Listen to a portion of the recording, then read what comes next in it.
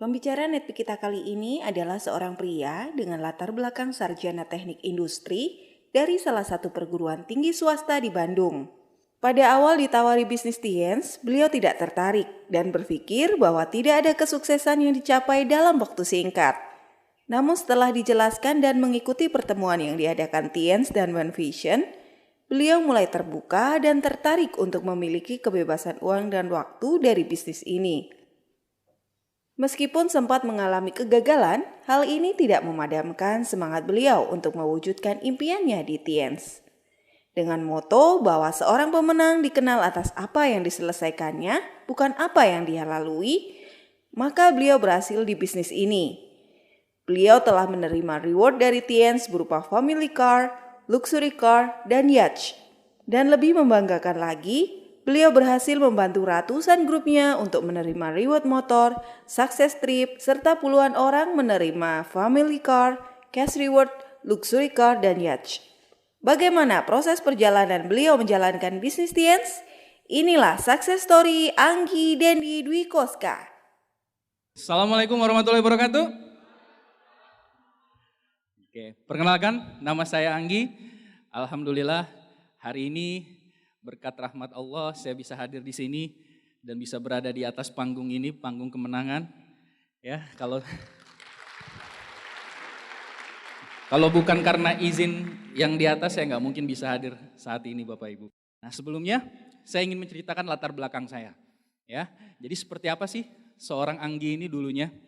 Oke, nah saya lahir di Bandung, ya kurang lebih 33 tahun yang lalu.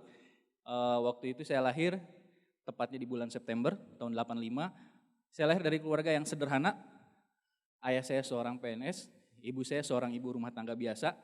Jadi bisa dibilang keluarga kami dari keluarga yang sederhana, ya.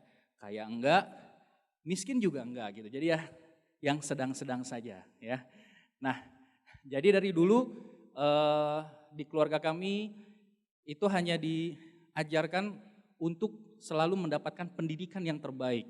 Karena ayah saya bilang pendidikan itu modal utama untuk sukses. Nah, beliau berkata seperti itu. Nah, ada fotonya saya mau kasih lihat sama Anda ya. Oke Pak. Nah, ini foto saya dulu waktu kecil ya. Jujur saya susah nyari foto masa lalu soalnya karena di keluarga kami nggak punya kamera Bapak Ibu ya. Saya juga nggak tahu ini kamera dari siapa. Nah, ini waktu ulang tahun saya yang keberapa ya, saya lupa nih. 2 tahun kalau nggak salah ya. 2 tahun apa 1 tahun. Ya, ini foto yang satu-satunya saya cari dan ada. Sisanya saya nggak punya foto Bapak Ibu ya. Nah, ini waktu masa kecil ya. Jadi waktu kecil saya tinggal di rumah nenek saya karena orang tua saya belum punya rumah saat itu. Jadi masih baru masuk bekerja jadi PNS. Jadi penghasilannya juga masih pas-pasan. Nah, sekolah waktu SD saya biasa-biasa aja, saya lewati dengan ya nggak pinter juga tapi nggak bodoh juga gitu ya. Yang jelas saya lulus dengan nilai yang cukup memuaskan. Lalu saya SMP masuk ke sekolah negeri dan waktu SMP saya bisa masuk ke 3 besar waktu itu. Jadi kalau bicara nilai waktu SMP itu saya cukup berprestasi ya. Jadi gini-gini juga cukup berprestasi waktu itu. Ya bisa dibilang pernah masuk juga juara umum ya, hampir juara umum. Nah, cuman waktu SMA ya, saya masih ingat waktu SMA itu saya bosan Bapak Ibu jadi siswa yang pintar. Saya nggak tahu kenapa rasanya kalau lihat rapot hitam semua, kayaknya kurang seru, betul nggak? Hidup kan harus warna-warni. Apalagi waktu itu saya masih ingat ada saudara saya dari Jakarta dikirim ke Bandung kuliahnya, kebetulan dia tinggalnya di rumah saya. Dan dia sering cerita tentang pengalaman hidupnya. Dia waktu itu mau masuk kuliah, dia bilang, wah Gi, lu SMA, dia bilang kayak gitu ya kan, dia bilangnya lu gue ya. Lu kalau SMA cuman jadi siswa yang biasa-biasa aja, hidup lu tuh gak akan seru katanya. SMA tuh kalau mau baik, baik sekalian, kalau nakal, nakal sekalian dia bilang. Dicerita tentang pengalamannya, dicerita bangga gitu ya. Dia nakal, pernah nabokin kakak kelas gitu kan ya. Saya gak tahu mungkin saya salah berguru dengan orang yang salah gitu ya. Jadi saya dengar ceritanya dia, lama-lama masuk ke alam bawah sadar saya. Saya pikir ya saya seumur-umur belum pernah melakukan kenakalan gitu. Jadi saya pikir-pikir mungkin kalau SMA diisi dengan hal yang menarik, kayaknya gak ada salahnya. Mulailah waktu SMA, ya mulai males belajar gitu ya. Yang tadinya gak pernah kepikiran buat pacaran gitu ya, tiba-tiba kepikiran gitu ya, mulai wah kayaknya menarik juga nih, kayaknya kalau jomblo tuh nggak asik gitu. Jadi waktu SMA dulu saya mulai agak-agak nakal gitu ya. Jadi mulai rapot juga warna-warni waktu itu. Oh saya bilang kayak pelangi nih gitu ya. Lebih indah saya bilang. Luar biasanya orang tua saya nggak marah. Ya kalau orang tua nggak marah saya makin seneng lagi gitu kan. Wah lumayan gak dimarahin. Ya udahlah berarti kalau merah nggak masalah gitu ya. Nah kebetulan saya waktu itu sekolahnya di SMA yang cukup favorit di zamannya saat itu ya. SMA 8. Jadi kan nomor 1 SMA 3, SMA 5, SMA 8 itu yang ketiga. Nah jadi di SMA favorit itu banyak yang pinter. Jadi kalau di sana lihat yang pinter itu udah biasa. Makanya saya ingin sedikit yang berbeda gitu ya. Tapi akhirnya kebablasan Bapak Ibu ya. Ranking saya waktu di SMA itu, wah itu biasanya waktu SMP paling atas, sekarang udah masuk jajaran paling bawah. Jadi kalau klasemen itu zona-zona degradasi Bapak Ibu ya. Jadi bener-bener waduh parah lah kalau soal nilai. Tapi untungnya saya lolos, jadi lulus terus gitu. Nggak pernah tinggal kelas. Dan waktu SMA saya seneng banget main bola waktu itu. Nah ini ya foto saya dulu waktu SMA ya. Nah waktu itu kerjaannya main bola terus. Main bola gitu ya, pernah juga ngeband, itu juga modal suara doang, gak bisa main alat. Dan sekalinya nyoba manggung, luar biasa Bapak Ibu. Pengalaman ngeband pertama saya itu 1 gor bubar Bapak Ibu. Bener bubar asli, ya soalnya suaranya fals banget ternyata. Jadi modal percaya diri aja. Pokoknya kalau punya impian, punya keinginan, udah pokoknya saya hajar aja. Masalah bagus enggaknya urusan belakangan. Dan ternyata parah Bapak Ibu ya. Bukan jelek lagi, itu parah. Anda kebayang gak sampai 1 gor ini bubar? Ya, dari situ baru mulai, ternyata. Tapi itu tidak menyurutkan niat saya buat ngeband lagi saat itu. Saya ngerasa suara saya bagus gitu. Tapi orang ngedengernya mungkin mereka lagi agak kurang pendengaran. Saya tetap pede, ya mau ngeband lagi gitu. Tapi waktu itu saya lebih banyak ngabisin waktu main bola ya. Nah ini klub bolanya di SMA 8. Dulu main bola tujuannya cuma satu, biar dapat banyak dispen. Jadi bisa izin terus keluar sekolah gitu ya. Padahal nggak berprestasi juga gitu ya. Itu yang di depan pialanya bukan piala klub bola kita ya, itu piala orang lain. Ya disuruh bawa, lu bawa piala dong, kalau foto kan nggak keren kalau nggak ada pialanya gitu. Jadi benar-benar bukan hasil prestasi gitu ya. Gak apa-apa, yang penting eksis gitu ya, yang penting eksis. Karena niatnya dulu kan pengennya dikenal. Jadi kalau SMA tuh yang paling penting dikenal. Ya cuman gak terkenal-terkenal juga gitu ya. Karena nanggung waktu itu ya, dibilang nakal enggak, dibilang baik juga enggak. Jadi pertengahan gitu ya, baru belajar nakal. Nah ini waktu SMA ya. Nah lanjut setelah lulus SMA saya masuk kuliah. Nah waktu kuliah saya masuk ke jurusan yang sebenarnya saya gak suka banget. Cuman waktu itu saya lulus SPMB, ya kalau sekarang UMPTN ya. Cuman saya juga lulus waktu itu masuk di IT Telkom ya, STT Telkom. Nah, waktu itu pas keterima dua-duanya ayah saya bilang, udah masuk Telkom aja. Kenapa? Saya tanya sama ayah saya, soalnya di sini lebih menjanjikan, lahannya basah katanya. Soalnya waktu itu saya keterima di teknik elektro. Padahal saya paling benci Bapak Ibu pelajaran fisika gitu ya. Nah, ada di sini yang salah jurusan? Ada mungkin ya. Ya kuliahnya di fisika, sekolah kerjanya di bank gitu kan nggak nyambung tuh ya. Nah saya juga dulu masuk salah jurusan, ya udah saya lewatin aja pas masuk. Ya karena saya dari kecil, ayah saya selalu bilang kalau kamu mau sukses, ya kamu harus cari pekerjaan yang lebih baik dari ayah, dari bapak. Bapak saya bilang kayak gitu. Pokoknya kamu cari pekerjaan yang jangan jadi PNS lah. Papa saya bilang kayak gitu. Karena ayah saya seorang PNS, dia bilang kalau jadi PNS capek, gajinya nggak gede. Kamu harus kerja di perusahaan-perusahaan swasta. Ya, nanti kamu dapat nilai bagus, ngelamar ke perusahaan yang bagus, kejar karir di sana. Itu yang nempel di otak saya sampai saya kuliah. Nah, cuman masalahnya waktu kuliah di elektro, ya apa daya gitu. Masalahnya otaknya nggak nyampe Bapak Ibu. Dipaksain di elektro, meledak juga otak saya Bapak Ibu ya. Jadi cuman tahan setahun, habis itu pindah jurusan ke yang lebih santai, yaitu teknik industri ya. Ternyata nggak nyantai-nyantai juga, tetap aja susah di situ ya. Nah, jadi waktu itu pindah ke teknik industri.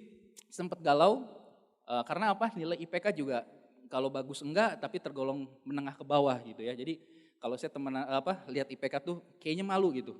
Karena IPK saya cuma 1, gitu ya. Itu pun terancam enggak lulus. Jadi pas pindah ke industri itu pun melarikan diri biar enggak di DO sebenarnya ya. Nah, saya kepikiran ada enggak cara lain buat sukses? Karena saya kepingin banget sukses. Karena saya waktu kecil, dari kecil saya ngelihat ke orang tua saya, kayaknya kalau saya mau minta apa aja, mau minta mainan, mau minta beli sesuatu, kayaknya susah banget. Saya selalu bilang, wah jangan beli mainan itu mahal. Ya, kamu harus nabung dulu kalau mau beli itu. Terus kalau saya tanya lagi, Pak kok nggak punya mobil ya? sementara orang tua yang lain punya mobil. Saya tanya waktu SD, saya bilang, wah punya mobil tuh mahal. Ya kamu harus ngumpulin uang dulu, kalau kayak bapak susah kan. Jadi yang saya masuk tertanam di otak saya tuh harus kerja terus gitu. Padahal kondisi nilai saya nggak memungkinkan saat itu. Ya udah pasti banyak perusahaan nolak. Nah akhirnya waktu itu nggak tahu kenapa saya sempat kepikiran sama teman saya. Jadi waktu SMA ada seorang teman saya yang dia tuh nggak kelihatan kayak anak orang kaya gitu. Tapi ternyata dia orang kaya. Jadi punya perusahaan yang cukup besar di Bandung, bapaknya. Tapi kalau ke sekolah, dia suka pakai motor bebek 70 dan bawa dagangan. Jadi dagangannya waktu itu saya masih ingat pisang molen. Nah saya kan heran gitu, ini anak orang kaya ngapain jualan lagi gitu, dagang. Saya kan malas kalau misalnya dagang gitu, tapi dia mau gitu. Saya sering ngobrol sama dia juga, waktu itu sering bertukar pikiran waktu SMA, tapi saya sering menghiraukan. Nah waktu itu dia sempat ngomong sebuah buku judulnya Cash Flow Quadrant. Dia bilang kalau mau sukses lu harus punya aset. Ya, saya SMA mana tahu Bapak Ibu arti aset, yang saya tahu aset teman saya gitu. Jadi saya nggak peduliin dia ngomong apa. Nah cuman ketika udah kuliah kan udah mulai galau. Mau kerja nggak mungkin ada yang terima gitu, masa depan kayak mau suram. Akhirnya saya kepikiran buku itu, saya cari di perpustakaan, iseng. Karena saya malas kalau baca buku-buku pelajaran kuliah gitu. Saya cari, oh tumben-tumbennya tuh sekali-kalinya saya ke perpustakaan cuma nyari buku itu gitu. Pas saya baca, ternyata di situ ngerubah paradigma saya tentang ternyata orang sukses di dunia itu banyak sekali yang memang bukan lulusan akademisi yang baik. Ternyata banyak juga yang mereka lulusan dari, nggak lulus ya, DO bahkan, tapi mereka sekarang jadi orang-orang yang kaya di dunia, orang-orang sukses di dunia. Jadi rahasianya ternyata nggak cuma di pendidikan, ada pendidikan lain yang lebih penting, yaitu pendidikan finansial. Di buku itu diceritakan.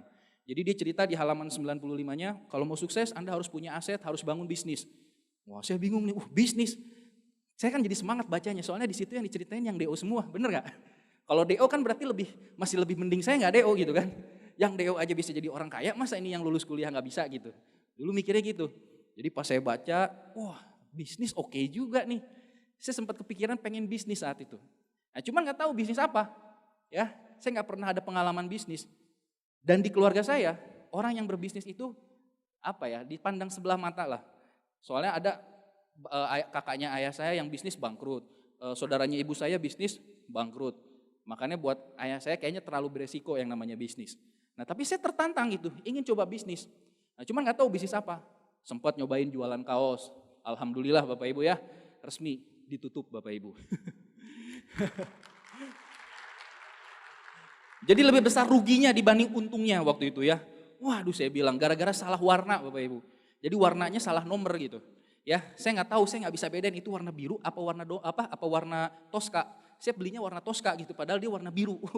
Kebayang nggak tuh ngegantiin satu kelas, bukannya untung malah buntung Bapak Ibu ya. Nah itu saya alamin waktu kuliah dulu. Ya tapi nggak apa-apa lah pelajaran bisnis saya bilang ya. Namanya juga nyoba. Ini ya, saya pengen kasih lihat juga. Nah ini ya, masa kuliah saya juga waktu itu dihabiskan dengan bermain band. Jadi lanjut lagi cita-cita tadi waktu SMA. Kan SMA tadi band bubar ya bubar yang nonton maksudnya ya. Bukan sayanya yang bubar, kita tetap jalan Bapak Ibu. Ikut audisi di sini, ditolak, audisi di sini ditolak. Tapi kita latihan terus. Ya seolah-olah kita merasa ingin menjadi artis saat itu Bapak Ibu ya. Nah cuman gak nyampe gitu ya. Ya karena gak ada kegiatan ya kita ngeband aja terus. Nah waktu itu kerjaannya ini ya sering ngeband. Jadi ngebandnya paling sering di studio doang, gak pernah manggung gitu ya. Nah ya jadi hari ini Anda diberikan sebuah peluang yang bisa merubah masa depan Anda dengan sangat luar biasa. Jadi saya kenal bisnis ini sebetulnya sudah sejak lama ya. Jadi saya pernah dengar-dengar tentang bisnis ini sebelumnya.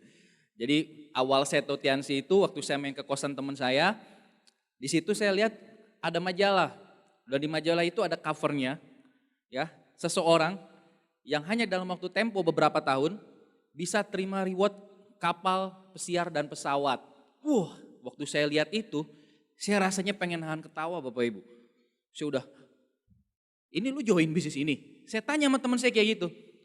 Terus dia bilang, enggak, itu ditawarin tuh sama kakak kelas katanya. Terus saya ceramahin dia, lu ngapain jalanin bisnis kayak gini? Mana ada namanya sukses bisa cepat dan instan dalam kayak gini. Yang kayak gini tuh penipuan. Udahlah kuliah aja yang bener. Saya bilangin kayak gitu Bapak Ibu. Ya, dan alhamdulillah dia bertobat. Dia tidak jadi join Tiansi Bapak Ibu ya. Dan dari situ saya merasa kayak jadi malaikat penyelamatnya dia Bapak Ibu. Alhamdulillah sudah mengembalikan mahasiswa yang keluar dari jalur yang tidak benar nih ya. Ternyata itu baru awal Bapak Ibu. Besoknya saya ditelepon sama teman saya Bapak Ibu, teman SMA. Wah ditawarin, Gi ini ada bisnis Gi, bisa datang nggak presentasinya? Saya udah nebak, Tiansi ya? Iya. Wah gua nggak tertarik, gue udah pernah tahu Tiansi. Anda kebayang nggak, saya nolak bisnis ini, padahal saya belum pernah dipresentasi sebelumnya. Aneh nggak kira-kira? Jadi sok taunya tuh gede banget. Waktu awal saya tahu di bisnis ini. Nah akhirnya waktu berlalu, saya nggak hiraukan bisnis ini, sampai suatu ketika ada teman sekelas saya, kan saya tadi pindah jurusan ke teknik industri. Jadi teman-temannya baru. Jadi pas saya masuk, tiba-tiba ada teman saya, woi bro gitu, baru pindah ya, wah ngobrol-ngobrol-ngobrol, terus dia bilang, lu katanya suka bisnis ya? Iya, wah kebetulan nih, gue lagi ada bisnis. Saya bingung nih kok kayak merasa orang penting gini akhir-akhir ini gitu ya. Banyak banget yang nawarin bisnis gitu ya. Belakangan saya baru tahu ternyata bisnis yang ditawar-tawarin itu MLM Bapak Ibu ya. Jadi waktu itu saya nggak nolak, tapi saya juga, karena kan baru masuk di lingkungan yang baru gitu.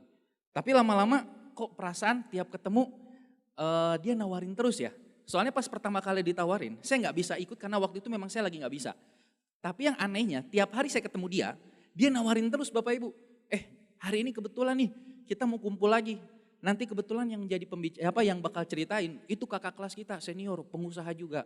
Namanya Jafrial. Saya bilang Jafrial, perasaan namanya kayak bapak-bapak gitu kan ya. Padahal masih kuliah gitu ya. Nah, Anda kebayang gak kalau tiap hari ditawarin? Yang tadinya penasaran, jadi aneh kan? Kok nih orang ngawarin terus, kesannya kayak ada butuhnya gitu kan ya.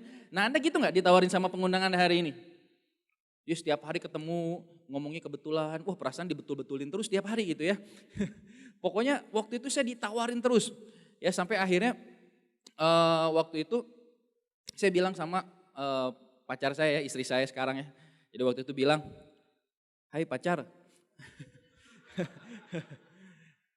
ini ada orang ngajakin terus gitu ketemuan buat jelasin bisnis. Si A, gimana nih datengin gak? Soalnya nih sudah mengganggu kehidupan, udah masuk ranah privacy gitu ya. Anda kebayang gak teman saya tadi hampir tiap hari nelpon ke rumah. Ya, awalnya sih biasa-biasa aja, cuman kalau tiap hari nelpon kan aneh juga Bapak Ibu. Bahkan saya bilang sama ibu saya kalau si ini nelpon kasih tahu bilang aja nggak ada gitu kan. Nah masalahnya yang nelpon saya tadi itu cowok Bapak Ibu. Ya, kan aneh sendiri cowok nelpon tiap hari, geli nggak Bapak Ibu? Diteleponin terus kan ya. Saya bilang nih kalau ini didiamkan, ini lama-lama dia bakal makin nekat. Kan ngeri juga kalau nanti dibilang, Gi bisa datang nggak? Kalau lu nggak datang nanti gue bunuh diri gitu. Kan ngeri kalau dia sampai kayak gitu Bapak Ibu ya. Ini saya bilang saya konsultasi ya sama istri saya waktu itu. Terus dia bilang ya udah datengin aja. Nanti kalau lihat presentasinya, kalau nggak tertarik kan tinggal bilang nggak join. Oh iya ya saya bilang ya udah deh. Waktu itu akhirnya saya datang ke pertemuannya dan ternyata di pertemuannya luar biasa Bapak Ibu. Waktu itu saya duduk paling belakang, ya biasa setelan mahasiswa ya, pakai celana jeans, ya udah belel bau gitu kan ya. Kan kalau mahasiswa teknik makin bau makin teknik gitu ya. Bajunya baju kaos yang udah lusuh, pakai sendal jepit, duduk paling belakang. Nah kebetulan waktu itu pembicaranya itu seorang anak muda, masih kuliah, diceritain latar belakangnya dulu, ya dia kuliah di ITB, usianya masih 20 tahunan, lalu dicerita dari bisnis ini meskipun belum lulus kuliah, dia udah punya penghasilan puluhan juta, kebayang ya belum lulus kuliah penghasilan puluhan juta. Saya kan mikir Bapak Ibu, saya kuliah juga belum selesai sama kayak dia, tapi dia penghasilannya udah lebih gede dari bapak saya gitu. Saya kan jadi langsung pikir, kok bisa? Bahkan dia ngasih lihat bukti-buktinya. Terus dicerita dulu saya hobinya berantem. Saya bilang, saya kan anak baik-baik, bad boy aja bisa gitu kan ya. Wah, terus dicerita tentang latar belakangnya. Dan akhirnya setelah pertemuan itu, paradigma saya langsung berubah. Saya jadi langsung mikir, gila nih bisnis. Ternyata nggak peduli latar belakangnya apa, nggak peduli saya masih kuliah, bisa juga banyak orang sukses. Dan siapakah orang yang presentasi saat itu di atas panggung? Dan menceritakan keberhasilannya, itu orang yang sudah salah satu orang yang berjasa dalam hidup saya. Mohon aplaus untuk 3 Diamond Gold Client, Bapak Ruli Wahyudi. Berkat sharing beliau, saya jadi lebih terbuka. Nah kebetulan waktu itu yang follow up bukan beliau. Ya yang follow up upline-nya, downline-nya beliau, tapi upline-nya yang ngajakin saya. Namanya Pak Jamal Mirdad. Pak Jamal ini unik Bapak Ibu. Jadi waktu saya ketemu, pokoknya sikapnya udah kayak pengusaha sukses. Tiap saya ketemu ganti-ganti motor. Gila saya bilang, bintang berapa Pak? saya bintang 7. Jadi gimana? Kamu mau join? Wah, langsung gitu. Kalau kamu join, nanti saya terima BMW, kamu bintang 8 nih. Saya ngerasa kayak, lumayan juga bintang 8. Kan bintang 8 di presentasinya punya income 20 jutaan per bulan waktu itu. Saya bilang 20 juta per bulan, oke juga nih. Oke siap. Udah ada buktinya kan, bintang 7 udah gonta-ganti motor. Setelah join belakangan saya baru tahu, itu motor temennya dipinjam Bapak Ibu.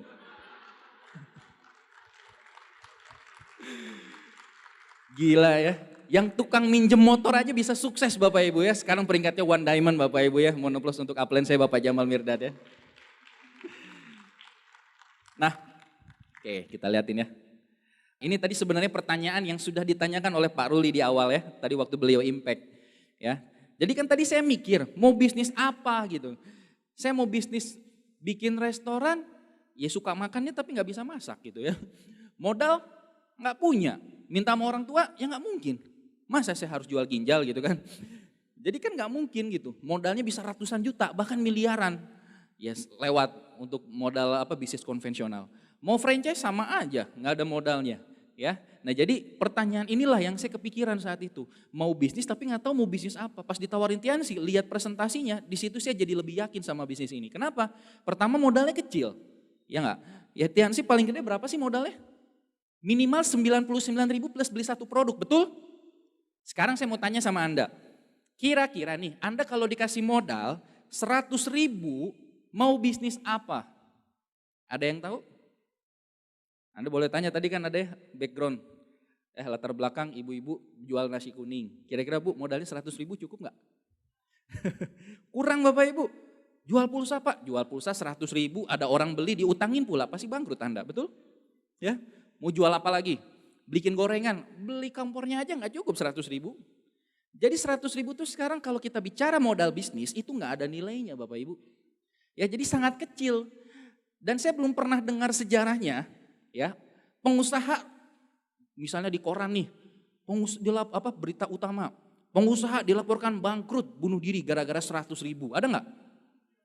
Nggak ada Bapak Ibu. Jadi 100.000 tuh sebenarnya nggak ada nilainya kalau untuk bisnis. Tapi di bisnis ini bisa jadi bernilai. Karena apa? Ya banyak juga tadi Anda lihat anak SMA, saya yakin mereka mulainya nggak dari peringkat yang tinggi dulu. Mereka mulai dengan semampunya mereka bisa. Ya, jadi artinya mereka bisa juga gitu dengan modal yang sangat minimal. Nah lalu risikonya kecil udah jelas, ya modalnya 100.000 nggak ada risikonya Bapak Ibu ya. Nah lalu bisnisnya juga penghasilannya besar apa kecil, Anda bayangin deh. Anda punya kos-kosan aja, paling Anda dapat kalau Anda kontrakan, Anda kosin, paling dapat returnnya setahun paling cuma 10%-an. Tapi kalau Anda jalankan bisnis ini, Anda modal nih, misalnya jadi yang 100.000 tadi lah paling minimal. Terus 2 bulan 3 bulan dari situ Anda punya penghasilan 1 sampai 3 juta. Itu kan ROI-nya aja, return on investment-nya aja udah berapa ratus persen gitu. Kebayang nggak? Untungnya udah jauh lebih besar dibandingkan modal yang Anda keluarkan. Ya kalau Anda serius 1 minggu aja udah bisa balik modal. Nah terus bisnisnya cepat. Karena Anda lihat tadi ada yang 2 tahun bisa beli rumah, bisa beli mobil. Di luar sana orang bisnis butuh waktu puluhan tahun untuk bangun. Di sini orang 1-2 tahun, bahkan masih SMA, ada yang masih kuliah, bisa berhasil sangat cepat. Dan yang pasti solusinya ya ini. Solusi dari semua pertanyaan Anda ini dan pertanyaan saya saat itu adalah bisnis Tiens Bapak Ibu. Semuanya sudah ada. Jadi masalah tinggal Anda mau apa enggak. Karena bukti sudah terlalu banyak, sudah sangat banyak. Nah sama halnya saya di bisnis ini seperti itu. Mungkin Anda juga sama hari ini. Ada yang diajak oleh pengundang Anda, ada yang dipaksa-paksa buat datang, ada yang mungkin ditungguin waktu mandi juga. Ya, bentar gue masih mandi, oke gue tungguin. Wow di depan pintu ditungguin gitu ya. Atau mungkin ada yang nginep di rumah Anda demi memastikan Anda datang. Atau Anda ada yang dikarungin datang ke sini mungkin. Apapun kondisi Anda waktu diundang itu gak masalah. Saya juga sama dulu. Saya mungkin dijerumuskan ke acara seperti ini, dipaksa dalam kondisi yang saya gak suka. Tapi hari ini jika ada satu orang yang saya ingin bersyukur sekali Allah memberikan rahmatnya lewat orang ini. Saya ingin bersyukur sekali kepada orang yang mengundang saya saat itu. Karena tanpa dia hari ini saya tidak mungkin ada di atas panggung ini. Jadi bagi Anda yang hari ini diundang, siapa tahu itu adalah jawaban atas doa Anda selama ini. Anda setiap hari berdoa minta peluang sama Tuhan, minta peluang sama Allah habis sholat. Allah pasti jawab doa Anda. Tuhan pasti jawab doa Anda. Hanya saja tidak menjawab secara langsung. Mungkin lewat orang yang mengundang Anda. Kan nggak mungkin dedaunan yang bicara gitu kan ya. Lagi berdoa tiba-tiba ada sayup-sayup udara angin. Tiens. Tiens. Wah saya dapat wangsit, join Tiens. Enggak ya. Enggak kan? Pasti lewat orang yang mengundang Anda, setuju. Dan mungkin itu adalah orang yang mengundang Anda. Jadi Anda syukuri. Anda datang ke sini bukan sebuah kebetulan. Tapi Anda datang hari ini, itu adalah takdir dari Yang Maha Kuasa.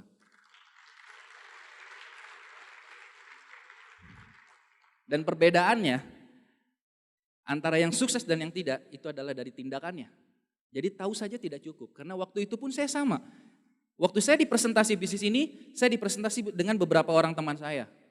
Tapi ada yang mengambil keputusan seperti saya, tapi ada juga yang tidak. Dan hari ini kalau kondisi kehidupan kami berbeda, saya bisa menjadi seorang diamond sementara teman saya terjebak dengan rutinitas pekerjaannya. Sebetulnya itu bukan semata-mata karena takdir. Tapi karena keputusan yang telah dibuat beberapa tahun yang lalu. Jadi hati-hati, keputusan Anda hari ini itu menentukan 1-2 tahun ke depan kehidupan Anda ada di mana. Ya. Nah, ini perjuangan saya di bisnis ini ya. Jadi saya juga waktu join sama, saya nggak punya uang buat join. Ya, karena dulu waktu join aja kurang lebih waktu awal 2 jutaan. Ya, dulu belum ada online, belum ada cek kesehatan, belum ada apa. Saya jurusan teknik industri nggak pernah disuruh buat belajar kesehatan. Saya nggak ngerti tentang masalah penyakit-penyakit. Ya, jadi waktu itu saya dapat produk kesehatan, saya nggak tahu harus saya apain. Akhirnya saya makan Bapak Ibu produknya ya. Ternyata hasilnya sehat juga ya. Nah jadi waktu saya berproses di awal sama ya, saya juga banyak sekali kekurangannya. Nggak punya uang, ya, terus nggak jago ngomong. Kalau bicara di depan orang banyak kayak gini, wah Bapak Ibu, ngeri Bapak Ibu. Itu keringat segede jagung-jagung tuh pasti keluar. Soalnya saya paling serem gitu kalau disuruh bicara di depan orang, apalagi ratusan orang. Saya orangnya introvert, pemalu. Ya, mau presentasi di depan kelas, mau ngobrol ketemu sama orang, wah saya orangnya pemalu sekali Bapak Ibu. Tapi hari ini kalau Anda lihat perubahan hidup saya seperti ini semua berkat didikan dan perubahan dari bisnis Tiansi Bapak Ibu. Ya. Jadi di sini ada sekolah bisnisnya, jadi tenang aja. Kalau Anda nggak punya uang, ya justru karena nggak punya uang makanya Anda join. Biar Anda nanti punya uang. Ya kalau udah jelas nggak punya uang terus nggak berubah, ya berarti Anda suka dengan keadaan Anda, nggak punya uang terus gitu. Saya dulu mikirnya gitu, ya kalau udah miskin nggak join ya tetap miskin gitu. Ya udah mendingan berubah. Saya dulu mikirnya sesimpel itu, ya. Nah jadi ini waktu proses saya dulu join ya. Nah ini saya dulu. Nah ini waktu zaman kuliah dulu, ya.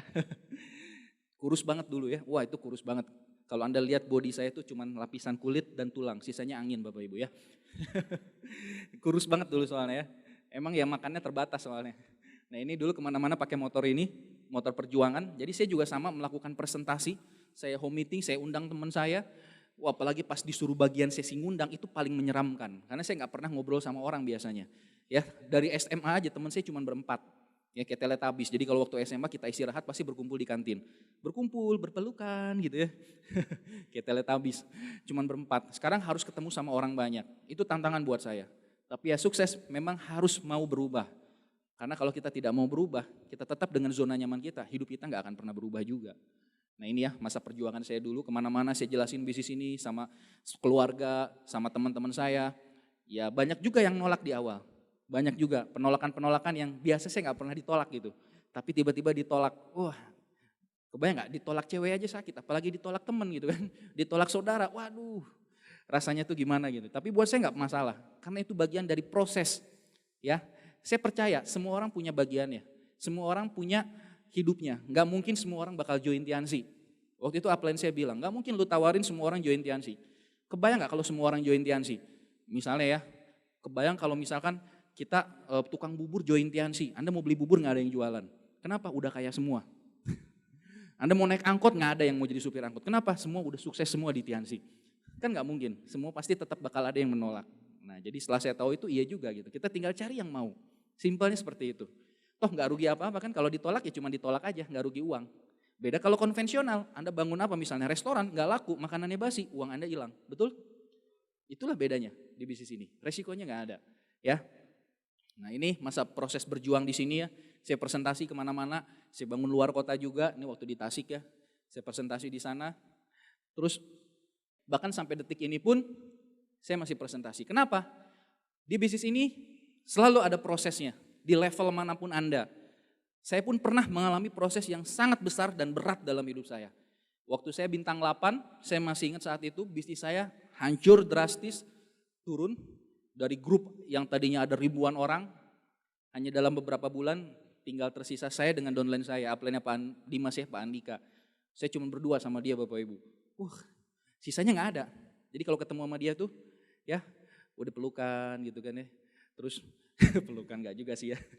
Jadi udah wah gimana nih nasib kita. Saya juga nggak tahu kenapa dia masih mau ngikut saya gitu ya. Karena mungkin nggak ada yang mau sama dia gitu. Dia cowok masalahnya ya.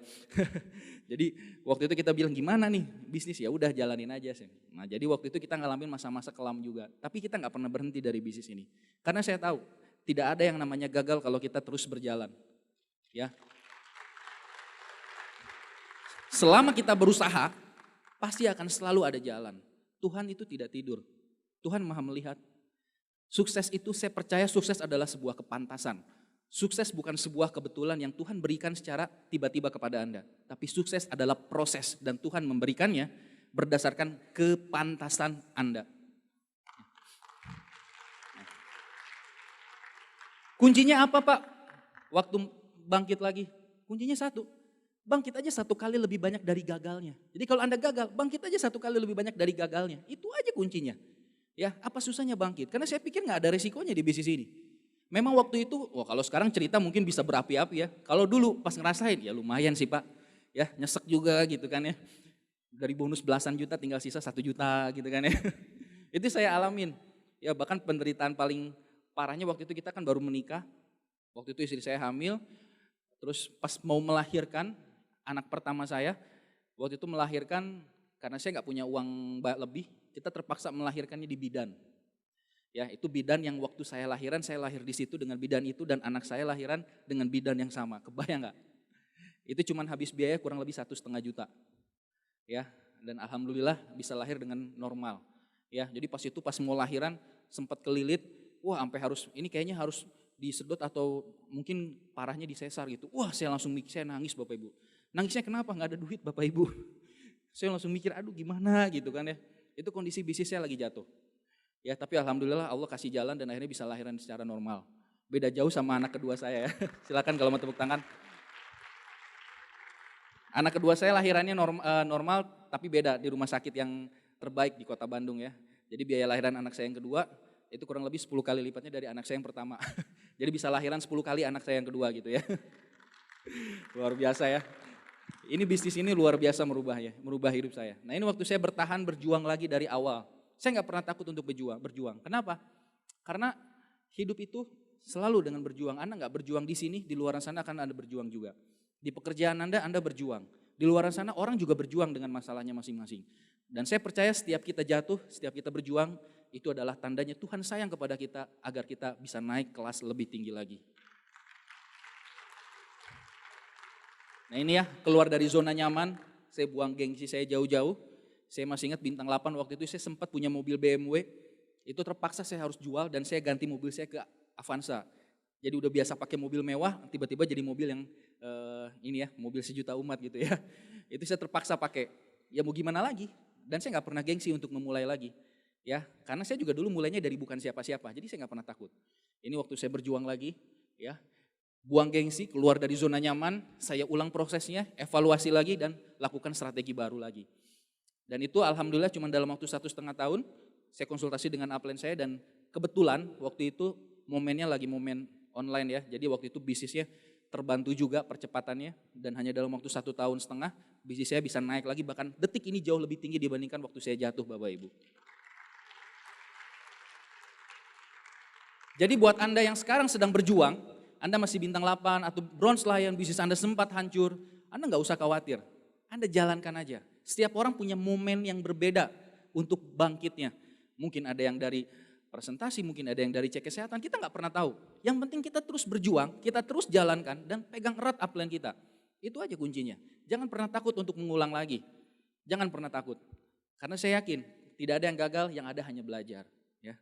Nah, ini saya berjuang lagi ya, saya presentasi juga waktu itu, masuk ke sekolah-sekolah yang ini ya, sekolah buat persiapan orang-orang yang mau masuk militer, mau saya presentasi di sana juga.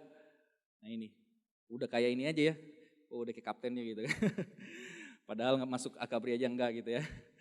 Nah terus ini saya berjuang sama istri saya, naik motor. Waktu itu mau ngasih orderan produk ya, waduh kita alamin. Di Bandung di pelosoknya lagi pakai motor pula gitu kan ya. Saya masih ingat masuk tanjakan, turunan, mendaki gunung lewati lembah tuh kayak lagunya Hattori gitu kan.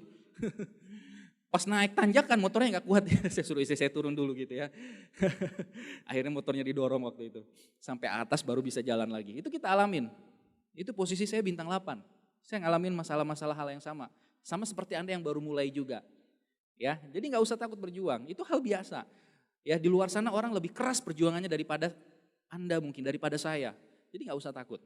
Sekarang saya ingin sharing kepada Anda tentang peluang TNC ini luar biasa. Kenapa? Sekarang kita hidup di era luar biasa, hidup di era informasi.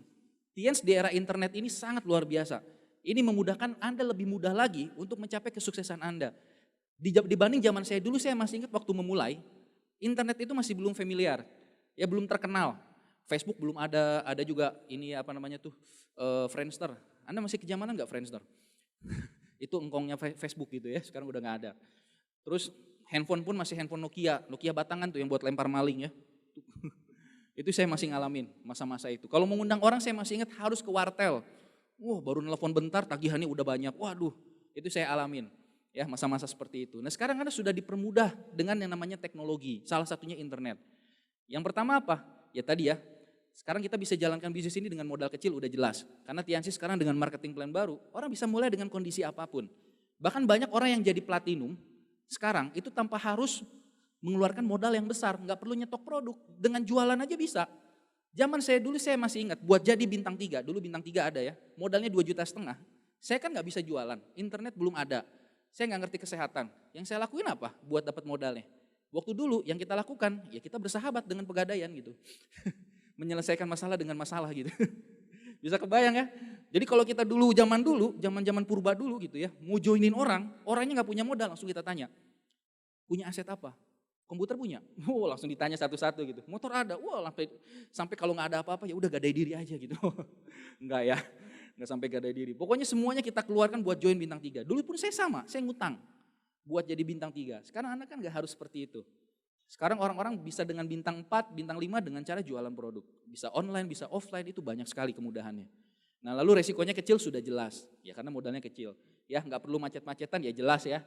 Sekarang kalau misalkan Anda mau ketemu orang, saya masih ingat dulu, kalau orangnya nggak ada, saya harus nelfon buat mastiin orang itu ada di tempat, atau saya datang langsung ke sana. Zaman sekarang Anda tinggal WA, Anda tinggal Line, ya bisa langsung cek orangnya udah ada apa belum. Mau ngirim barang kalau dulu saya harus pakai motor, ya bawa 1 box teh dan jaraknya bisa belasan kilo buat ngirim 1 teh aja. Sekarang Anda kirim gampang banget, bisa pakai Gojek, bisa pakai Grab dan lain-lain. Itulah kemudahan Anda sekarang. Makanya kalau Anda nggak sukses di zaman sekarang, di TNC menurut saya keterlaluan. Karena sangat-sangat mudah ya Bapak Ibu ya. Sekarang jauh lebih hemat waktu ya dengan adanya internet ini ya. Anda bisa prospek orang di mana aja. Contohnya kemarin, saya datang ke sini, saya bisa prospek 1 orang home meeting sebelum acara vision seminar. Padahal saya belum pernah ketemu orangnya. Ketemu di mana Pak? Di Instagram. Kebayang nggak? Saya masih ingat zaman dulu kalau saya mau prospecting, itu saya harus datang ke kampus, nyebar kuesioner, kenalan sama orang. Oh itu saya alamin. Tapi sekarang dengan adanya teknologi jauh lebih mudah. Tinggal masalahnya Anda mau atau enggak memanfaatkan teknologi itu. Ya ini ya. Terus ya pelanggannya bisa seluruh dunia. Saya sering banget kirim produk hampir seluruh, enggak seluruh dunia banget ya. Maksudnya beberapa negara di luar Indonesia. Ke Malaysia, ke Singapura, kemana-mana. Padahal saya sendiri enggak ke sana gitu. Tinggal dikirim aja. Ya dan faktanya memang sekarang kenapa zamannya jauh lebih mudah? Karena faktanya kebiasaan orang sekarang berubah. Contohnya gini. Buat teman-teman sekarang, kira-kira kalau lihat kebiasaan orang, sebelum tidur orang biasanya lihat apa? Handphone ya. Terus bangun tidur yang dicari pertama kali apa? Handphone, ya itu udah fakta. Ya artinya sekarang jauh lebih mudah menjalankan bisnis TNC di era internet ini. Tinggal masalahnya satu, Anda mau memulai ini dan jadi jutawan selanjutnya, atau Anda hanya mau jadi penonton teman-teman Anda sukses di TNC di era internet ini, itu pilihan Anda. Namanya berjuang pasti selalu ada hasil, setuju nggak? Kan nggak mungkin namanya berjuang nggak ada hasil, kan nggak mungkin orang 10 tahun berjuang sakit aja terus, gagal aja terus nggak ada sukses-suksesnya. Ya Allah juga maha adil, Tuhan juga pasti maha adil. Melihat perjuangan orang yang serius. Dan alhamdulillah dari bisnis ini banyak sekali hal yang saya dapatkan. Ya, salah satunya jalan-jalan ke luar negeri. Seumur hidup dari waktu kecil sampai saya kuliah, saya belum pernah yang namanya naik pesawat. Ke luar negeri aja nggak pernah, apalagi ya pesawat aja nggak pernah, apalagi ke luar negeri gitu ya. Kalau luar nagrek pernah gitu ya, ke Garut, ke Tasik itu pernah. Tapi kalau ke luar negeri nggak pernah. Nah waktu itu Tianxi ngadain reward, One Vision ya ngadain reward jalan-jalan ke luar negeri ke Hong Kong. Ini saya kejar pertama kali. Alhamdulillah tembus dan waktu itu ya saya masih ingat di TV ada iklan Popme ya, kontes cheerleader yang menang ke Hong Kong. Wah saya bilang, masa saya harus jadi cheerleader dulu baru pergi ke Hong Kong gitu ya. Nah akhirnya waktu itu saya kejar dari Tianxi dan tembus ternyata ya. Jadi alhamdulillah ya pertama kali keluar negeri langsung ke Hong Kong. Lumayan ya, nah ini ketemu Mickey Mouse. Nah terus 2012 bisa dapat ke Korea juga. Ya, jadi yang kualifikasi Korea tadi, yang tembus-tembus tadi, itu alhamdulillah saya dapat juga. Jadi insya Allah jadi kedua kalinya saya ke Korea. Ini yang pertama kali waktu 2012. Ya, lumayan. Ya, waktu ke Korea sana bisa jalan-jalan ya. Saya nggak ngerti juga bahasanya, nggak suka juga nonton drama Korea. Ya, nggak ngerti banget tentang Korea, tapi alhamdulillah pernah ke Korea ya. Daripada teman saya yang ngerti Korea nggak kemana-mana gitu ya. Ada di sini wanita atau biasa wanita yang suka drakor ya, drama Korea. Tiap hari apalagi saya punya teman di kosannya itu numpuk puluhan serial drama Korea. Dari judulnya macem-macem lah, Goblin, Hemogoblin gitu ya, macem-macem lah judulnya ya. Pokoknya banyak banget, ditontonin tiap hari sampai nangis. Pokoknya kalau nonton pasti ada tisu di kosannya.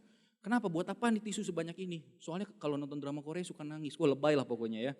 Jadi kalau dia nonton tuh sampai nangis-nangis. Bisa bahasa Korea juga. Sampai kaget saya kalau ngomong sama dia. Ngomong apaan gitu kan ya. Bahasanya nggak ngerti. Tapi bertahun-tahun dia nonton. Nggak pernah ke Korea Bapak Ibu. Di bisnis ini yang menarik ya. Mungkin tadi ya. Kayak Pak Urip gitu kan ya. Terus juga yang lain-lainnya. Ya mungkin nggak pernah nonton drama Korea. Tapi bisa ke Korea gratis dari bisnis ini Bapak Ibu. Masalah bahasa di sana nggak ngerti lah. Ya pokoknya nanti kita tunggu aja cerita-cerita menariknya ya dari mereka-mereka yang berangkat ke Korea. Pasti banyak cerita-cerita lucunya. Ya. Nah, terus ini waktu ke Korea ya di Busan Tower. Nah, ini waktu dapat reward family car ya. Saya sama istri dapat, istri saya dapat. Jadi waktu 2013 saya dapat Honda Jazz. Nah, waktu itu saya lihat istri saya kan belum punya mobil, saya udah punya Avanza. Saya kasih mobilnya buat istri saya. Nah, tahun depan istri saya dapat mobil family car, waktu itu dia ngasih saya Outlander. Jadi ngasihnya tuh kalau kita anniversary-nya ngasih kadonya mobil Bapak Ibu ya. Lumayan ya. Teman saya di Facebook anniversary ngasihnya cincin Bapak Ibu. Cincinnya pun cincin kaleng Bapak Ibu. Ya, ngasihnya paling cuman kue gitu kan ya. Nah, kalau di Tianxi itu memang aneh sendiri gitu. Jadi kalau join Tianxi ya terancam jadi orang-orang yang berbeda, rada-rada aneh. Orang ngasihnya coklat kalau anniversary, ini ngasihnya mobil Bapak Ibu, nggak tanggung-tanggung. Ya. Nah ini 2014 dan 2013. Nah waktu itu 2014 dapat glory trip lagi, jalan-jalan ke Rusia, ya lumayan. Pas saya posting ini, kurang ajarnya ada teman saya nanya, Gi itu di Masjid Agung mana? Masjid Agung, udah capek-capek keren gaya kayak gini Masjid Agung, bukan. Ini di Rusia, di Saint Basel. Gitu kan ya. Kebayang ya, jadi ini waktu kita berangkat ini luar biasa ya. Ini waktu ke Rusia. Kan tahun ini Piala Dunia di Rusia ya. Nah alhamdulillah kita udah ke Rusia duluan tahun 2014 ya. Nah ini. Nah ini fotonya bareng-bareng sama grup ya. Jadi yang saya bersyukur di bisnis ini kita sukses nggak sendirian. Tapi kita sukses bisa bantu sebanyak mungkin orang untuk sukses. Buat saya itu adalah nilai yang nggak pernah bisa dibeli dengan uang. Karena apa? Di luaran sana orang mau sukses, biasanya mereka sukses hanya untuk dirinya sendiri. Contoh, misalnya Anda punya temen nih, sukses bikin warung makan. Terus berhasil nih, banyak pelanggannya. Nah, terus kira-kira Anda bisa nggak datang ke dia, terus Anda bilang, Om ajarin dong, atau Bro ajarin dong bikin restoran juga. Saya pengen juga nih bikin restoran sama kayak kamu di samping rumah makan kamu. Dikasih nggak kira-kira? Nggak mungkin lah, kalau dikasih kan Anda jadi saingan dia, betul? Kalau kerja juga kan susah, kalau kata Pak Ruli tadi kan di luar sana slotnya terbatas. Coba yang kerja, saya mau tanya sama Anda pulang dari sini, besok kerja kan, Anda tanya sama atasan Anda, misalnya atasannya manajer, kepala kantor atau siapa. Pak, mau nanya nih Pak, gimana sih caranya bisa kayak Bapak? Saya pengen nih gantiin Bapak suatu saat nanti. Dikasih nggak kira-kira? ditabok yang ada Anda, bener gak? Langsung dimutasi jauh-jauh gitu kan, ancaman ini gitu kan. Tapi kalau di sini Anda tanya sama pengundang Anda yang ada di depan, leader-leader Anda tanya sama Pak Beno, Pak ajarin dong Pak, ya jadi Silver Lion kayak Bapak, ajarin dong Pak, misalnya sama Pak Arman itu, jadi ambasador kayak Bapak, dikasih tahu gak caranya? Iya pasti, kenapa? Karena kita kalau bantu grup kita sukses, kita juga bisa sukses, bisa jauh lebih sukses juga bahkan, itu luar biasanya bisnis ini, ya. Kalau kata Kiyosaki di bukunya, bisnis ini adalah bisnis for people who like helping people. Untuk orang yang suka bantu orang. Makanya saya bersyukur sekali ada di bisnis ini. Ketika saya melihat teman-teman saya yang saya ajak dulu di bisnis ini, mereka akhirnya bisa berhasil satu demi satu, buat saya itu nilainya jauh lebih dibandingkan uang. Ya salah satunya Pak Dimas ya. Saya karena kenal beliau dari zaman SMA sampai sekarang udah punya anak satu ya, berencana mau anak 5 katanya ya. Nggak tahu ya, tanya aja langsung sama orangnya ya. Kemarin udah buat Pak ya, made in Australia. Wah, tiap keluar negeri ini biasa gitu, produksi terus ya. Nggak tahu tapi ya. Nah, saya bersyukur sekali Bapak Ibu bisa melihat perubahan hidup mereka. Pak Dimas ini kan dari yang tadinya waiters di pizza, saya masih ingat beliau pernah juga berhenti di Tiansi, pas saya ketemu sama dia, waktu itu saya lagi mau makan di Pizza Hut Bapak Ibu. Jadi dia waktu itu pakai baju kebangsaan Pizza Hut ya, wah putih hitam, ternyata dia masih training di situ ya, belum jadi karyawan ya. Weh Dim, saya pernah ketemu sama dia. Jadi sempat vakum juga dulu di Tiansinya, terus jadi waiters di Pizza Hut dan luar biasa dia kembali lagi. Dan comeback sekarang, hasilnya luar biasa, jauh-jauh lebih sukses sekarang. Ya. Nah ini ya waktu di Rusia. Nah ini waktu umroh gratis dari bisnis ini juga. Alhamdulillah ya, jadi tripnya gak cuma buat senang-senang, tapi trip buat ibadah juga kita dapatkan dari bisnis ini. 2015 saya dapat gratis. Jadi di bisnis ini Anda gak harus nunggu soleh dulu gitu ya. Kalau udah terima soleh gak soleh berangkat kalau kata Pak Ruli ya. Itu indahnya bisnis ini. Ada di sini yang pengen umroh? Saya doakan ya, saya aminkan semoga cepat dapat gratis umrohnya dari Tiens ya. Jadi kalau Anda pengen umroh, Anda nabung lama gak berhasil-berhasil. Kenapa Anda gak coba melalui bisnis ini Pak? Di bisnis ini banyak sekali orang yang tadinya gak kepikiran, gak ngerencanain, tiba-tiba dapat umroh gratis. Ya apa boleh buat? Ya, karena umroh itu kan panggilan. Salah satunya panggilan. Ya, dan tapi Anda harus berikhtiar juga. Salah satu ikhtiarnya mungkin dari usaha ini. Nah ini waktu 2015 ya ke Tanah Suci. Nah ini waktu ke Spanyol 2016 dapat gratis juga dari bisnis ini. Di sini saya bisa bawa beberapa grup juga, ada Pak Dimas juga gitu ya. Yang lain udah mulai ada. Di sana waktu itu kita kebagian nonton ini ya sepak bola juga. Nah ini waktu di Barcelona, setelahnya kita nonton live match Barcelona versus Espanyol. Luar biasa. Ini salah satu dream saya jujur. Saya salah satu fansnya Barcelona. Kalau nonton kan kebanyakan orang di TV, ya nggak teriak-teriak. Wah kalau nggak gol marahin pemainnya gitu kan ya. Buat berisik tetangga sampai bangun, ya nggak? Ya mungkin ada yang kayak gitu ya. Nah di situ kalau di stadion yang nonton langsung, Anda mau teriak-teriak juga nggak masalah karena memang di sana tempatnya. Bahkan minimal saya bisa lihat Lionel Messi gitu sebelum pensiun. Ya Anda yang suka bola, ayolah jangan cuma nyanyi-nyanyi doang tahu nyanyi klubnya, punya seragamnya tapi nggak pernah nonton langsung ya kan buat apa? Jangan nonton lagi, saya nggak tahu kalau di Cirebon apa ya. Kalau di Bandung nonton Persib deui gitu ya. Persib nu aing gitu ya, aing nusaha gitu ya. Iya, waktu konvoy, pulang-pulangnya berantem, ya, nggak seru gitu. Sekali-kali nontonnya langsung ke luar negeri. Ini luar biasa, ya. Kalau Madrid sengaja saya nggak liatin, soalnya saya nggak suka Madrid, ya. Nah, saya masih ingat waktu itu habis Spanyol, kita mutusin buat extend. Jadi extend keliling Eropa. Saya dan istri dan beberapa rekan saya juga di bisnis ini, mereka pada bawa pasangannya masing-masing. Wah, pulang-pulang pada hamil semua dari situ ya. Jadi langsung sekalian bulan madu gitu ya. Nah ini waktu Eurotrip, jadi habis dari Spanyol langsung jalan-jalan ke negara-negara di Eropa. Jadi total dari Spanyol sama keliling Eropa itu hampir sebulan. Dan saya masih ingat sebulan itu kita nggak ngurusin bisnis. Ya pokoknya handphone udah ganti nomor sana kan, jadi udah nggak mungkin ngurusin bisnis. Pokoknya kita tinggalin kegiatan bisnis kita, nggak presentasi. Ya gold planner, silver planner aja nggak tembus waktu itu ya. Jadi bener-bener liburan. Ya kita tinggalin semua bisnis kita. Menariknya, waktu pulang kita buka M-Banking, kita buka mutasi di rekening, luar biasanya Tiansi transfer lagi puluhan juta saat itu. Luar biasa. Itulah yang namanya aset. Kita nggak kerja pun kita tetap dibayar. Itu luar biasanya. Saya nggak kebayang kalau saat itu posisi saya bekerja. Saya jadi seorang karyawan mungkin. Terus saya liburan 30 hari. Kira-kira setelah pulang saya dapat apa Bapak Ibu? Langsung SP3 gitu ya. Karena apa? Bolos kerja. Tapi kalau di sini kita nggak perlu izin dengan siapapun. Karena kita tidak bekerja di Tiansi. Kita bukan karyawannya Tiansi. Tapi kita bermitra, kita berbisnis dengan Tiansi. Itu luar biasanya di sini. Kita bisa bebas uang, tapi kita bisa juga bebas waktu. Ya. Nah, ini waktu di Eropa, pacarannya di Menara Eiffel Bapak Ibu. Luar biasa ya. Dengar-dengar ini salah satu kota paling romantis di dunia. Saya masih ingat dulu waktu awal jalanin bisnis ini, pulang presentasi sama istri saya waktu masih belum menikah ya. Saya bilang sama dia, suatu saat nanti kalau kita sukses, kita honeymoonnya di Paris. Padahal masih pakai motor Bapak Ibu waktu itu ya, di Cahem ya. Kita ngalamin masa-masa kayak gitu. Dulu cuma sebatas ngomong. Mungkin kalau ada orang denger, orang bakal bilang, tuh pasangan gila kali ya. Panas-panas yang kayak gini ngomongnya Paris gitu kan.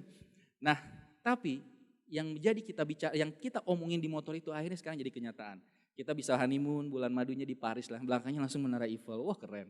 Ya, teman saya Bapak Ibu, ya ngomongnya, Tiansi nggak mungkin segala macam. Pas lihat fotonya, pacarannya belakangnya menara juga, tapi menara Telkomsel Bapak Ibu.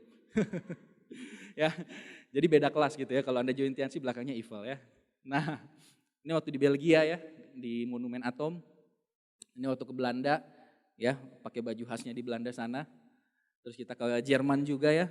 Nah, jalan-jalan juga di sana indah sekali ya. Nah, terus ini waktu ke Switzerland, main salju Bapak Ibu di sana. Wah, luar biasa. Dulu mengimpiin bisa megang salju, bener, nggak kepikiran banget. Setahu saya salju tuh nggak pernah, saya nggak ngebayangin lah. Kalau saya pengen ngebayangin salju, tinggal buka kulkas, kerok-kerok, terus saya lempar. Wah, salju gitu ya. Anda yang kayak gitu kan? Sama aja kita dulu, bener nggak? Ya, sama gitu. Saya juga dulu kayak gitu. Alhamdulillah berkat bisnis ini bisa juga ya ngerasain langsung salju abadi di Monte Tlis ya. Luar biasa. Asik ya. Nah, ini waktu ke Italia ya, ke Roma di Colosseum. Nah, ini di Venice ya. Ya, hati-hati orang Sunda salah nyebut V sama P ya. Ini Venice pakai V ya. Ini kota romantis salah satunya juga di dunia. Ya. Nah, ada di sini yang waktu sebelum nikah, ya, yang sudah menikah sekarang, terus sebelum menikah pasangannya ngejanjiin bakal memberikan yang terbaik untuk Anda. Ada yang digombalin gitu ya sama pacarnya sebelum menikah. Nanti kalau menikah dunia akan milik kita berdua gitu kan ya. Kalau ada senggol aja bapaknya di samping. Tuh Pak dengerin gitu. Nah mungkin ada yang kayak gitu. Nah pertanyaannya setelah menikah gimana rasanya? Apakah banyak impiannya sudah terwujud? Nah kalau belum, kenapa nggak coba dimulai dari bisnis ini? Siapa tahu janji-janji, silakan. Siapa tahu janji-janjinya jadi kenyataan gitu kan ya. Ya janganlah udah lahir di Cirebon, sekolah di Cirebon, besar di Cirebon, kerja di Cirebon, meninggal di Cirebon gitu ya. Nggak kemana-mana seumur hidupnya gitu kan, sayang banget. Dunia ini begitu luas, luar biasa Bapak Ibu. Anda bisa melihat indahnya dunia melalui Tiansi. Ya, nah ini waktu ke Venice ya. Nah ini waktu dapat luxury car. Jadi waktu dapat luxury car, saya ambil mobil waktu itu. Sebenarnya udah ada mobil ya, 2 di rumah tadi yang family car. Cuman karena kebanyakan ya udah saya jual 1, saya tambahin buat beli luxury car. Saya ambilnya Fortuner ya, Fortuner terbaru. Soalnya saya pikir pengennya sedan sih, cuman karena keluarga banyak gitu ya, kalau kemana-mana sedan gak muat ya udah pakai Fortuner aja lah. Minimal dapat mewahnya, dapat buat keluarganya. Lumayan lah, gak mahal-mahal banget lah, cuman 0,5 miliar harga mobilnya ya. Kalau dipikir-pikir, saya kalau kerja mengumpulin 0,5 miliar buat beli mobil ini, itu kapan dapatnya Pak? Saya hitung gitu, kayaknya kayak rada susah gitu buat dapetin. Tapi dari bisnis ini, hanya dalam waktu yang relatif singkat itu bisa dikejar. Dan dari bisnis ini pun kalau bicara materi banyak sekali. Selain penghasilan yang luar biasa, saya gak kepikiran dulu bisa punya penghasilan sebesar ini. Lumayan lah ya, bisa dapat UMR harian gitu kan. Kan kalau orang ngejar UMR bulanan, ini UMR harian gitu ya. Kan asik ya. Nah terus bisa investasi juga sama kayak Pak Ruli tadi, bisa beli beberapa properti, apartemen, bisa beli juga, rumah kebetulan ada juga di Bandung. Selain itu rumah sebelah waktu itu mau dijual ya udah saya beli juga gitu ya, terpaksa daripada duitnya nganggur gitu ya. Nah itu indahnya bisnis ini Bapak Ibu ya, banyak kecelakaan beli-beli gak jelas Bapak Ibu ya. Beli properti lah, beli mobil, beli apa gitu. Nah jadi kalau Anda di Tians itu hidupnya nggak akan seimbang Bapak Ibu. Kenapa nggak akan seimbang? Ya tadi, pemasukannya banyak, pengeluarannya bingung mau kemana. Ya makanya Pak Ruli, wah luar biasa. Pengeluarannya beli properti, terus beli mobil, terus kalau Anda main ke rumahnya kan mobilnya banyak banget. Saya bilang nih mobil kepake semua apa? Ya enggak juga katanya, karena hobi gitu ya. Nah itu luar biasanya bisnis ini ya. Nah ini waktu terakhir, bukan bulan kemarin sih, baru beberapa hari yang lalu. Jadi bulan ini kita dapat free trip juga, jalan-jalan gratis ke Australia Sydney Bapak Ibu ya. Nah ini ya fotonya ya. Asik ya, prewed gitu kan ya. Bukan prewed, prawed. Kalau pre kan sebelum, ini pra gitu ya, setelah menikah. Nah ini kita foto-foto di gedung Opera Sydney. Ya jadi kalau Anda lihat tadi leader-leader yang cerita pulang dari Australia, muka-mukanya lagi pada happy Bapak Ibu ya. Ada yang kegantengannya meningkat ya, kayak Pak Urip tadi tuh, langsung tambah ganteng pulang dari Sydney Bapak Ibu. Bahasa Inggrisnya pasti jauh lebih jago dibanding dulu ya. Nah terus waktu ke Australia kita juga jalan-jalan ke ini waktu extend ya, jadi dari habis Sydney kita jalan-jalan ke Melbourne. Nah ini waktu di Brighton Beach ya, ini sebenarnya yang di belakang ini tuh sebenarnya tempat orang mandi gitu kan. Jadi habis main di pantai mandinya di sini tempat pemandiannya.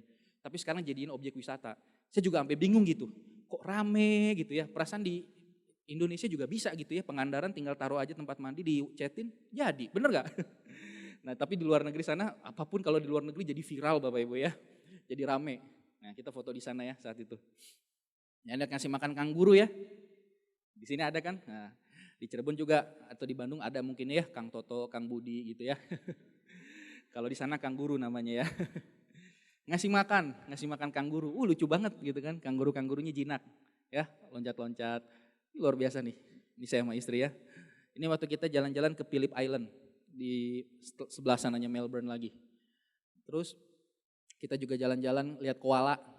Koala ini tidurnya 18 sampai 20 jam sehari. Gila saya bilang, lama banget tidurnya. Berarti dia cuma beraktivitas 4 jam. Mungkin 4 jam itu cuma makan, ya, nongkrong-nongkrong, tidur. Luar biasa hidupnya. Koala aja bisa passive income, masa Anda enggak gitu ya?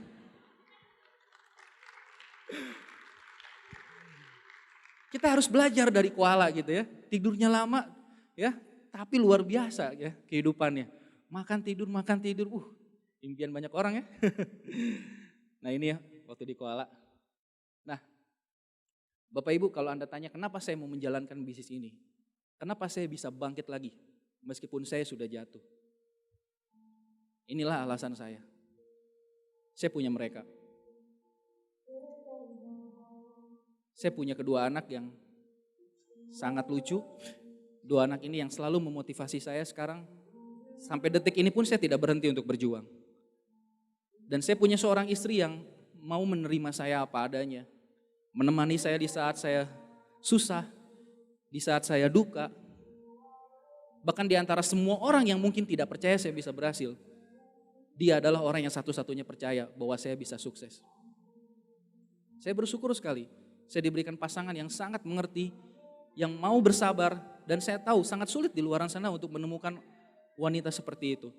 Dan hebatnya, dia tidak hanya berjuang, dia tidak hanya menunggu saya untuk sukses, tapi beliau mau berjuang, berada di samping saya, menemani saya setiap perjuangan saya.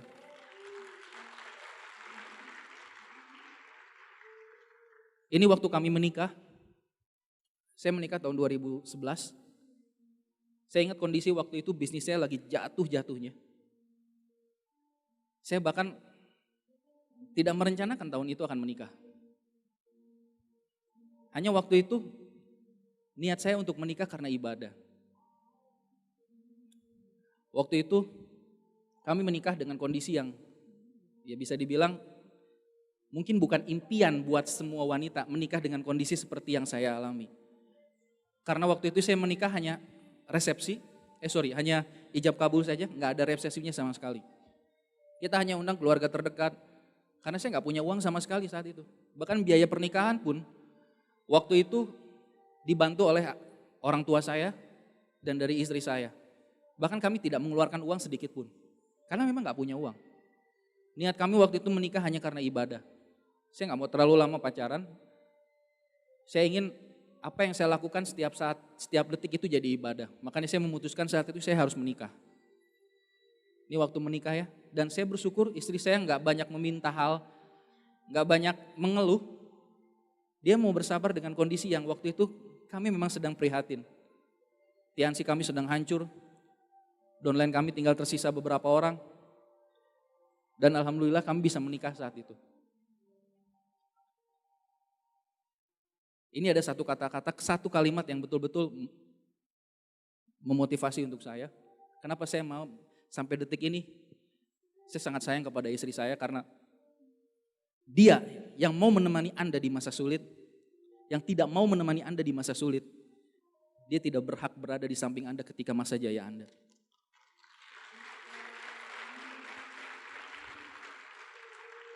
Jadi buat Anda yang hari ini Anda berjuang bersama pasangan Anda, saran saya satu, temani dia, support dia, dan percaya bahwa dia akan berhasil.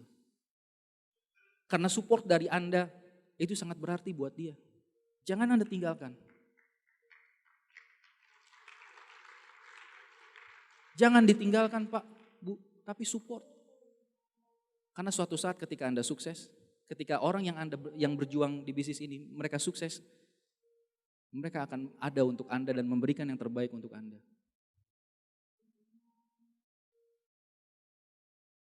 Ini Bapak Ibu, alasan lainnya kenapa saya berjuang di bisnis ini, yaitu adalah keluarga. Ayah, ibu saya dan mertua saya. Ini mertua saya Bapak Ibu, usianya sudah tidak muda lagi. Yang satu, mertua saya yang perempuan, mama saya, beliau seorang guru TK. Yang mengajar kalau saya lihat, mungkin bisa dibilang tanpa pamrih ya. Bahkan mungkin gajinya bisa disebut tidak layak. Hanya karena ingin mengabdi dan ingin menyalurkan hobi, menyalurkan ilmunya kepada anak didiknya. Ini mertua laki-laki, papa saya yang sudah pensiun, beliau puluhan tahun kerja di pabrik dan sampai waktunya pensiun mereka belum bisa untuk umroh. Saya bersyukur dari bisnis ini, saya bisa membantu mereka, saya bisa memberikan yang terbaik untuk mereka. Saya bisa berangkatkan mereka umroh tahun 2016.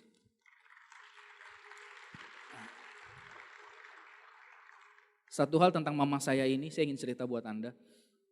Yang sampai detik ini, saya berjanji dalam hati saya akan selalu memberikan yang terbaik. Karena waktu itu saya masih ingat ketika bisnis saya jatuh, sebelum menikah, saya nggak kepikiran sama sekali untuk menikah. Tiba-tiba mertua saya waktu saya lagi duduk datang dan bilang, kapan mau menikah? Kayaknya udah lama pacaran juga. Kenapa nggak nikah aja? Di situ saya beralasan pada beliau, mah sekarang kondisi bisnis lagi nggak bagus, bisnis lagi turun banget. Kayaknya kalau nikah nanti mau kasih makan apa? Sekarang aja buat hidup sehari-hari susah. Mama saya cuma bilang, Gi, kamu nggak perlu khawatirin untuk masalah makan. Kamu lihat burung, setiap hari dia keluar dari sarangnya, dia cari makan untuk anaknya, dia pulang ke sarangnya dia bisa kasih makan anaknya. Burung aja yang Tuhan tidak berikan budi pekerti, hanya diberi insting, itu bisa kasih makan anaknya. Masa kamu manusia gak bisa? Itu perkataan yang sebenarnya simpel Bapak Ibu. Tapi itu jujur buat saya tersadar bahwa saya potensinya tidak hanya sebatas ini. Itu salah satu perkataan yang membuat saya bangkit sampai di titik ini Bapak Ibu.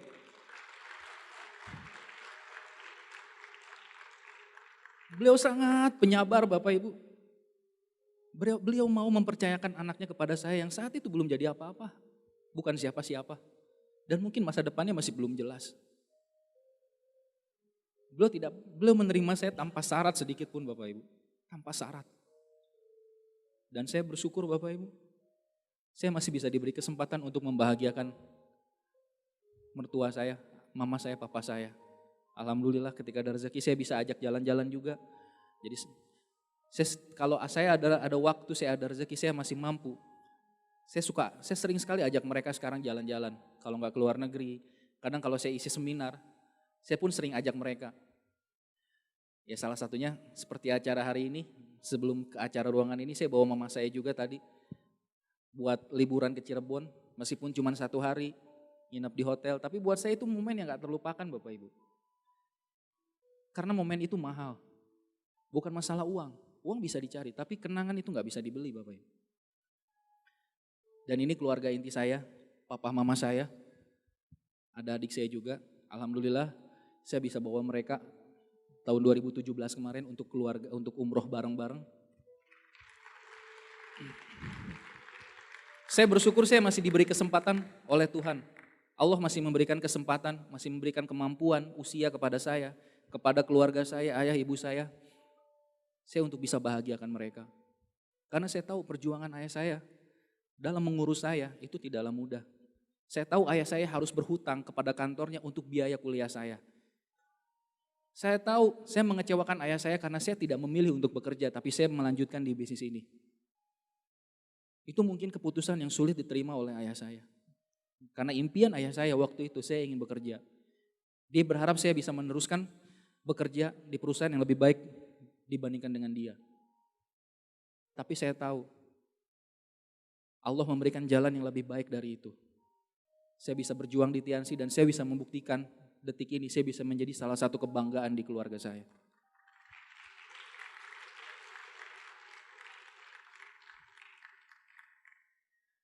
Bapak Ibu, teman-teman, acara hari ini sebetulnya bukan untuk saya. Tapi acara hari ini itu untuk Anda. Acara hari ini dibuat khusus untuk Anda. Bagi Anda yang bisa mendengar suara saya ingin mengajak Anda untuk merenungkan masa depan Anda, kehidupan Anda, ya mungkin hanya sesaat. Saya ingin mengajak Anda untuk memejamkan mata Anda, buat Anda yang tidak keberatan, yuk kita pejamkan mata Anda, ambil posisi rileks buat Anda. Anda bayangkan wajah ibu Anda, wajah mama Anda, orang yang sudah melahirkan Anda ke dunia ini. Mungkin hari ini beliau sudah tidak secantik dulu lagi. Kulitnya sudah mulai keriput, tangannya sudah mulai gemetar. Beliau orang yang rela menahan rasa laparnya demi Anda makan, supaya Anda bisa kenyang. Yang rela berbohong demi kebahagiaan Anda. Anda bayangkan wajah dari ayah Anda, bapak Anda. Orang yang rela menukar hidupnya, berjuang, bekerja di luaran, tidak bertemu dengan keluarganya, supaya Anda bisa sekolah. Ayah Anda yang mungkin hari ini sudah tidak sekuat dulu lagi. Yang kita tidak pernah tahu kapan waktu mereka tersisa di dunia ini. Pertanyaannya, apa yang sudah Anda berikan untuk mereka? Kapan Anda mau buat mereka tersenyum? Kapan Anda mau menghajikan mereka? Mungkin selama ini uang hajinya gak pernah bisa terkumpul untuk sekolah Anda, untuk biaya makan Anda. Tapi mereka tidak pernah memperlihatkan wajah kesedihannya di hadapan Anda. Kadang mereka harus mengubur impiannya dalam-dalam demi kebahagiaan Anda. Kapan Anda mau bahagiakan mereka?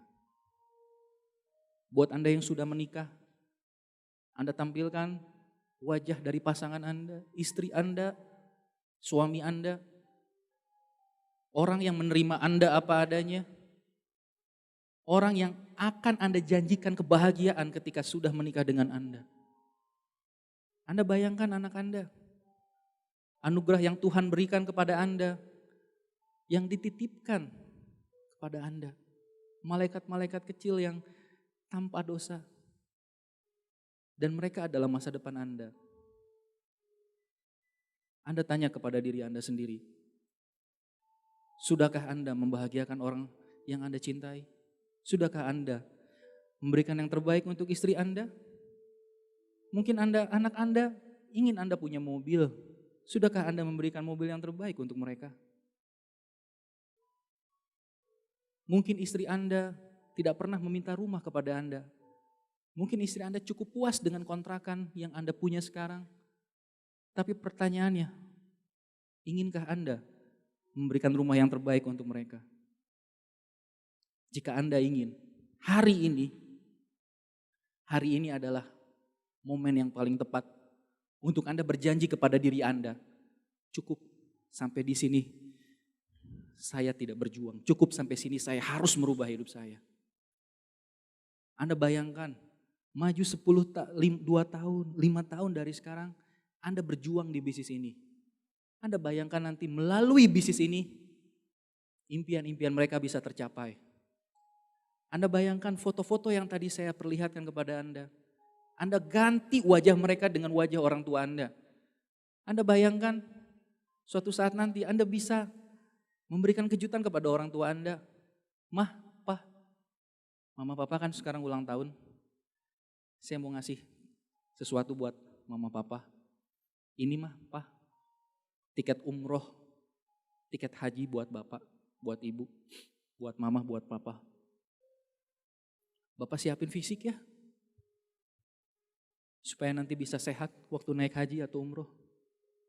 Anda bisa kasih itu, Anda bisa berikan itu mungkin untuk orang tua Anda.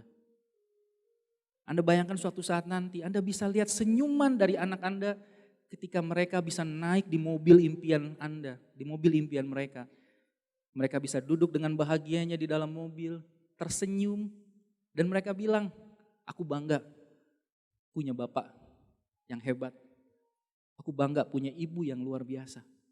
Dan mereka tertidur di dalam perjalanan. Anda lihat, lelah Anda, capek Anda akan hilang seketika ketika melihat mereka bahagia. Anda lihat senyum istri Anda ketika Anda membeli rumah baru untuk dia. Rumah yang selama ini dia idamkan.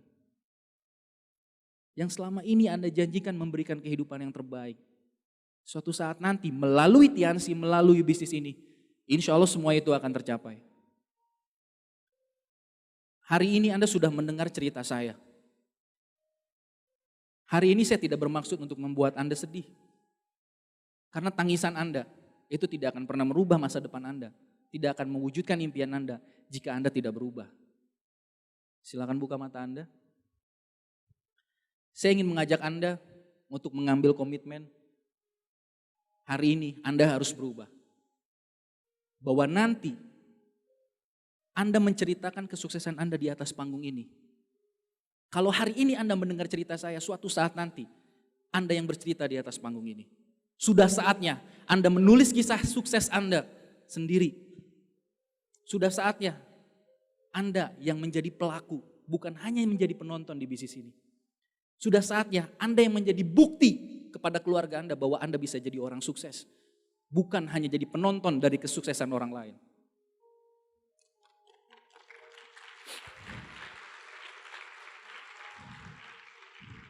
Terakhir dari saya, bagi Anda yang sedang berjuang saat ini, saran saya satu, tetap melangkah. Jika engkau berada di jalan menuju impianmu, maka berlarilah kencang. Jika sulit, maka tetaplah berlari meskipun itu hanya berlari kecil. Bila engkau lelah, berjalanlah. Namun bila tidak mampu engkau melakukan itu semua, maka merangkaklah menuju impianmu. Ketika semua pintu tertutup dalam perjuanganmu, Tuhan akan selalu membukakan satu pintu harapan untuk Anda. Jika engkau ingin berhenti, maka ingat kembali kenapa engkau berjuang di bisnis ini. Sudah sejauh ini engkau melangkah, selesaikanlah apa yang engkau mulai. Jika menyerah, maka selesai sudah semuanya. Dan jangan pernah menyerah, jangan pernah sekalipun berbalik arah. Satu pesan saya untuk Anda, jangan pernah menyerah. Jangan pernah menyerah, jangan pernah menyerah. Karena Tuhan ingin Anda sukses. Saya Anggi, Assalamualaikum warahmatullahi wabarakatuh. Sampai berjumpa di puncak kesuksesan, sampai berjumpa di lapangan.